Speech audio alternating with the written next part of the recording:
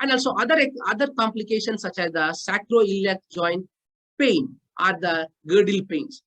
Because of the continuous standing or improper sitting, it may produce the stress on the sacroiliac joint over the sacrum and also hip joint. They may chance to get the pressure. So it may give the like a micro trauma, and also it may produce the pain around the sacroiliac joint. So these are going to be localized to the posterior pelvis and described by the stabbing deep into the buttocks region. So because of the discomfort in the sacroiliac, the pain will come to the buttocks region. So the pain may radiate to the posterior thigh, knee, but not into the foot. So the pain they are going to complain in the thigh region, buttock region. So it may worse during the continuous sitting position or standing positions. So because of the continuous postures, it may increasing the pain in the buttocks region and also thigh region. So the major, while climbing the stairs, turning in the bed, and also unilateral standings and also torsion activities, so the symptoms are going to be worse. So symptoms may not be relieved by rest and also frequently worsen with the activities. If they do any activity, the pain is going to be increased. The normal back pain, so if we apply any hot pack or any ice pack, cold packs, they're going to get the relief. But these sacroiliac joint pains, it's not going to get the relief. So the pubic symphysis dysfunctions may occur alone or combination with the sacroiliac symptoms, and also including the significant tenderness to palpation at the symphysis, radiating pain into the groin, medial thigh, and also pain with the weight bearing. If they sit or standing where they're getting the weight bearing, so those areas are going to get the more pain. So how to prevent the sacroiliac joint pain? The pelvic girdle and also sacroiliac symptoms are treated via modifications. So we have to give the some positions.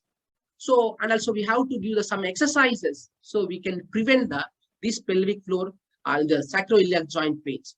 So especially the stabilization exercises are going to be helpful in prevention of the SI joint pain.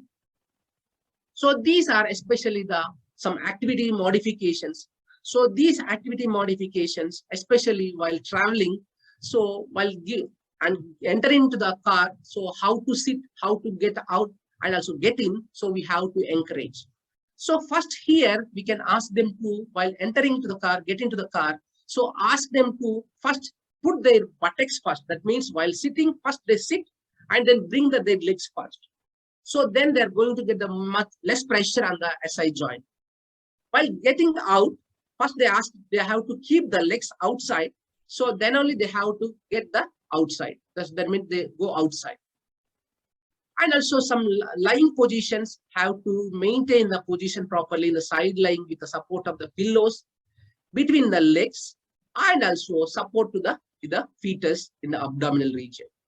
So these placement pillows are going to be helpful to pressure on the SI joint, and also it will help to reducing the SI joint pain.